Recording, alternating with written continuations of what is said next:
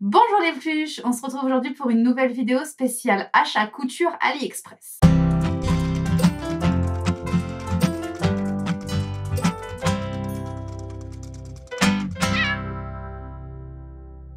Alors, j'avais déjà fait un haul AliExpress au niveau des tissus que j'avais achetés du coup sur AliExpress. Là, cette fois-ci, je me suis dit que je vais acheter des objets couture, mercerie qui vont m'être utiles, dont j'ai envie de me servir. Voilà, ce ne sont pas des achats compulsifs, un petit peu quand même. Mais à la base, ce ne sont pas des achats compulsifs.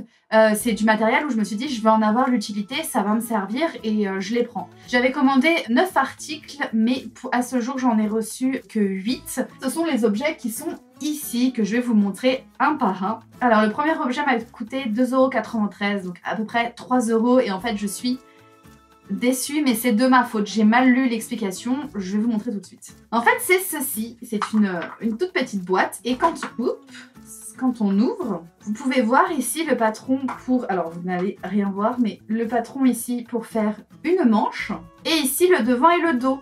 Sur le papier je me suis dit ah cool, je vais recevoir des tailles, enfin des patrons en plastique, j'aurai juste moi à régler la taille, mais ça va être génial pour faire les hauts et tout, ça va être trop bien, les tailles des manches et tout, j'aurai juste moi à modifier les tailles que je veux. Sauf que j'avais pas lu la taille. La taille c'est 1/3, il me semble que c'était noté. 1/3 pour le design, pour carnet de notes, petit tissu, règles de conception, tailleur, outil de fabrication de motifs de couture pour poupée. C'est de ma faute, j'ai pas lu jusqu'au bout, c'est pour poupée. Alors c'est pas inutile, hein, ça va être très utile pour Cécile et je vais pouvoir les utiliser ou autres poupées. Hein. Mais quand je l'ai commandé, je m'attendais à recevoir quelque chose pour adultes. Deuxième objet, il s'agit de pinces. Alors vous allez me dire, j'en ai déjà, mais je n'en avais pas des aussi grandes. Et je me suis dit que ça, c'était pas mal quand il y avait beaucoup d'épaisseur ou quand je voulais vraiment pas que le tissu bouge ou voilà. Hop, voilà, la différence de taille, comme vous pouvez voir, il y a vraiment une grosse différence quand même. Donc je me suis dit pour les grosses épaisseurs ou pour tout ce qui est lainage ou ce genre de choses, je pense que ça tiendra mieux avec.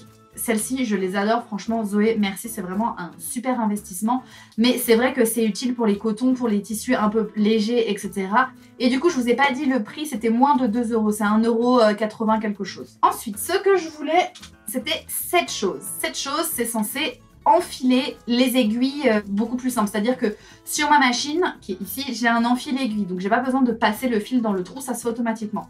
Donc je voulais un outil pour le faire quand c'était à la main. On va essayer. Là, ici, vous avez un petit trou, donc il faut mettre une aiguille. Donc là, j'ai l'aiguille, donc il faut la placer comme ceci. Et alors, il faut que je regarde comment je place le fil. Ok, donc là, j'ai placé l'aiguille, il me faut un fil. J'ai mon fil ici et je dois le passer là, de ce que j'ai compris. Là, et j'appuie là. C'est pas très concluant. Alors, est-ce que j'ai mis l'aiguille dans le bon sens? J'appuie. Ça n'a pas marché. Je recommence. On va y arriver. Je vais tenir le fil. Il faut que je tienne l'aiguille donc avec le chat au bon endroit. Ok. Alors, peut-être qu'il faut comme ça. Je tiens bien le fil. Je remets bien mon aiguille. Alors mon souci c'est que je sais pas si vous allez bien voir si je fais comme ça. Le truc passe bien en dehors, vous voyez il sort. Le problème c'est que j'ai pas le fil dessus. Donc je pense que peut-être il faudrait que j'appuie, qu'il sorte et que là je mette le fil. Voilà. Si je tire l'aiguille, ça n'a pas fonctionné. Ok là c'est bon, j'ai l'aiguille dedans. Ok, attention. Non, toujours pas. Et là, attention. Oui! Au bout de 50 essais, c'est bon! Je sais pas si j'aurai la patience de le faire. Je pense que je vais essayer de le faire à chaque fois avec ça. Là, c'est le début. Je me suis peut-être mal prise. Puis le faire devant vous comme ça, c'est pas très évident. Ça peut fonctionner. Mais du coup, il faut mettre le fil après. Ce qui est pas forcément bête. C'est moi qui étais partie du principe qu'il fallait tout mettre d'abord. Mais oui. Ouais, oui. Alors l'objet suivant m'a coûté 3 €, 2,94 € et c'est en fait un appareil pour faire des plis. Ça ressemble à ça, je ne l'ai pas essayé, je ne l'ai pas ouvert, donc on va ouvrir. C'est vraiment tout fin et vous voyez c'est quelque chose qui se plie de façon assez régulière. Donc pour faire les plis, donc on va pouvoir essayer tout de suite. Vous voyez ce que ça donne, ça peut vous faire automatiquement des plis. Donc je vais prendre un petit coton et on va essayer tout ça. J'ai donc pris un coton avec mon appareil là pour faire les plis. Vous pouvez le voir que Weasley est toujours aussi présent. Alors Weasley, je suis pas sûre que j'arrive à faire les plis avec toi dessus, mais bon. On va voir. Alors le but c'est de coincer le tissu en fait avec... Alors le premier je pense va être compliqué mais... Ok. Monsieur. Ouais, je vais pas réussir avec toi Weasley, il faut que tu te décales. Il faut que tu te pousses mon bébé. Allez, pousse-toi. Je pense que du coup il faut que je me mette au bord pour pouvoir vraiment prendre... Hop.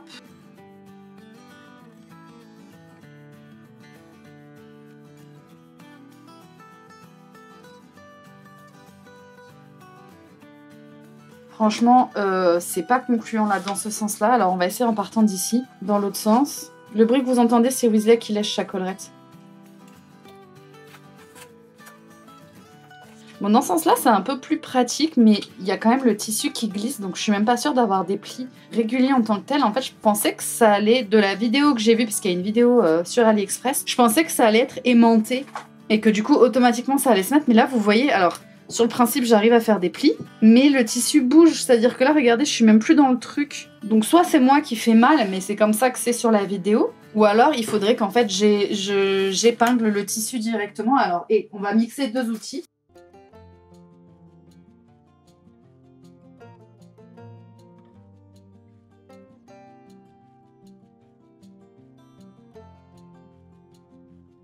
On va essayer ne serait-ce que pour le début.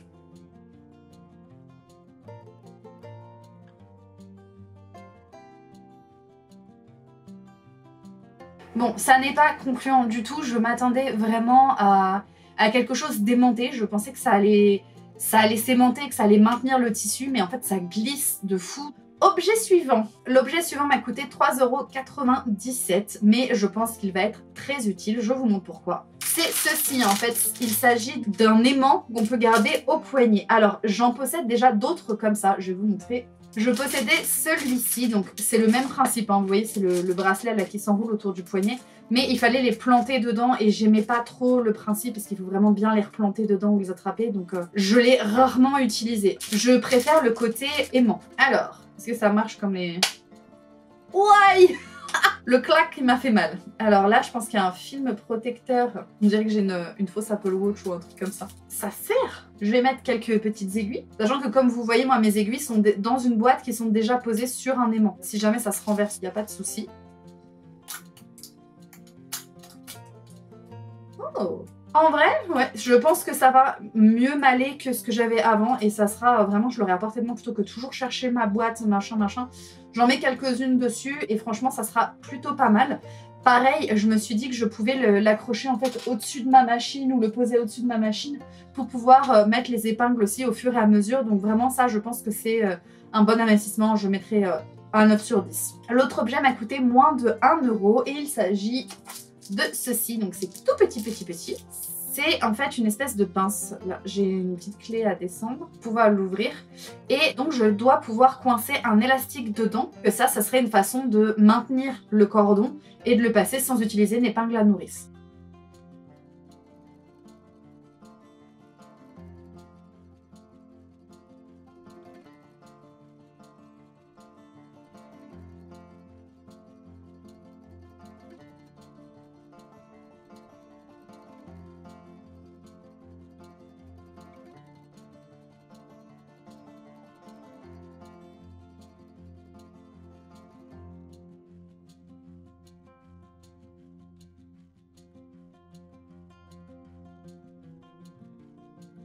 C'est une... franchement, oui, c'est pas mal comme système. Du coup, ça correspond à tout. Et en fait, j'en ai acheté et... j'en ai... c'était un lot de 2. Quand j'ai acheté, il y en avait 2. Tu veux dire bonjour? Coucou. L'objet suivant m'a coûté 61 centimes. J'avais pas le choix de la couleur, donc il est assez bariolé. Donc là, c'est pareil. En fait, c'est pour mettre un enfil aiguille, du coup, que je voulais mettre dans la trousse de couture que j'ai en permanence avec moi. Alors...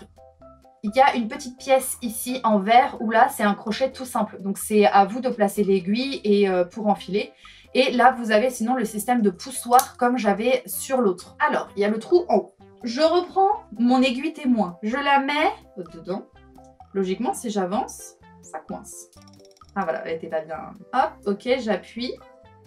Alors je vois déjà qu'en fait la partie où je dois appuyer bouge. Donc c'est pas dit que j'arrive à l'enfiler, à le mettre dans l'aiguille. Ok, là je suis dans le chat, ça passe pas. En fait, le trou est tellement grand pour l'aiguille que... mais en fait, ça ne passe pas. il y a le petite partie grise qui sort. Normalement, c'est censé rentrer dans mon aiguille. Et là, quand j'essaye de le mettre dans le chat de mon aiguille, ça ne rentre pas. C'est plus gros. Donc, ça ne rentre pas. Donc, pour ce coup-là, c'est pas bon. Et de ce côté-ci, hop, ici, c'est bon, ça rentre. Donc, à la limite, la petite partie verte, je peux l'utiliser, mettre le fil et retirer mon aiguille. À la limite, ça aurait suffi que j'ai juste ça. Franchement, bon, 61 centimes, hein, on va pas non plus... Je vais le mettre dans ma trousse de couture pour pouvoir enfiler. J'utiliserai que la partie verte, à moins que j'ai des aiguilles un peu plus grosses, mais je ne crois pas. Mais je suis déçue du côté poussoir là, qui fonctionne pas trop, mais qui a eu du mal à fonctionner sur l'autre aussi. Et enfin, le dernier objet qui m'a coûté 65 centimes, le voici. C'est, comme vous pouvez le voir, un petit lapin. Je ne l'ai même pas encore ouvert, je vous attendais pour ça. Hop, c'est un petit lapin et quand on ouvre, c'est pour mettre les aiguilles dedans. Alors par contre, la forme me paraît un peu bizarre, c'est-à-dire que... Est-ce que ça se... Ah, c'est magique. Là, c'est vide et quand je tourne, ça ressort. Donc je pense que c'est fait pour n'attraper qu'une seule aiguille du coup. Là, j'en mets plein ou pour les faire remonter. Ah non, c'est pour les faire remonter. J'ai compris, la dame a compris. En fait, c'est là, comme ça, j'ai toutes mes aiguilles. Et quand je veux en attraper, j'ai juste à pousser et ça les fait remonter. J'attrape celle que je veux et je referme en fait. Pareil pour mettre dans ma trousse de couture de tous les jours que j'ai toujours sur moi parce que pour l'instant c'est dans une petite boîte en... je sais même pas, une petite boîte en plastique. Et elle fait que s'ouvrir, enfin c'est compliqué. Je vais faire un crash test quand même. J'ai mis des épingles dedans. J'ouvre. Il est intrigué. J'ouvre. Donc là, on voit que je peux, si je veux, je peux en attraper directement. Et sinon, ça monte. Et là, j'ai juste à attraper celle que je veux. Ou sinon, je monte encore plus. Voilà. Et là, je peux toutes les attraper. Alors, mon souci, c'est que là, j'en ai qui sont tombées au fond. Donc, je ne sais pas comment je les récupère, celles qui sont là. Et le problème, c'est qu'une fois qu'elles sont au fond, bah maintenant, ça coince. Je peux plus les remonter. Ah, ça y est, elles arrivent. Si on secoue... Ok, si on secoue... C'est bon, je les ai toutes eues. Bon, si ça reste coincé à chaque fois et que je suis obligée de tout vider pour tout remettre parce que c'est coincé au fond, franchement, on gagnera pas du temps finalement. Ça sera pas des plus pratiques. Hein, donc, Et enfin, le dernier objet qui m'a coûté 1,47 €. Le voici, c'est en fait une règle, mais qui fait les deux côtés. C'est-à-dire que normalement, si je suis un bord et que je fais l'écartement, ça va me permettre de tracer en parallèle à l'écart que je veux. Je sais pas si j'étais très claire dans mon explication. Voilà, c'est ça. Vous voyez, vous avez donc votre règle et ici, l'écart. Donc là, c'est à vous de choisir en vous disant, je sais pas, je veux partir, je voudrais l'agrandir de... où sont les centimètres? Ça me paraît grand pour des centimètres, ça. 1/4, 5/8, 1/8. Il faut que tu lises les explications avant d'acheter. Le but, c'est de se dire, voilà, je pose par exemple ce côté-là sur le bord d'un tissu que je veux, où je veux agrandir, où je me dis, ou un patron. Si je veux agrandir un patron, voilà, je me mets ça sur le patron existant et j'agrandis de la taille que je souhaite derrière. Et puis je trace en étant sûre de toujours avoir le même écart. Vous pourriez prendre une règle ou une équerre, ça serait aussi, mais bon là c'est un appareil plus pratique vraiment. Après bon, ça fait pas trop les arrondis, mais voilà, je pense que pour les patrons que je fais, ça peut être assez utile. Après comme je vous dis, c'est juste pour les arrondis où ça peut être compliqué. Et encore, je pense que là, vous voyez, il y a le petit trou, faut bien se placer et puis bouger en conséquence, limite à mettre une aiguille au milieu pour voilà, juste avoir à tourner.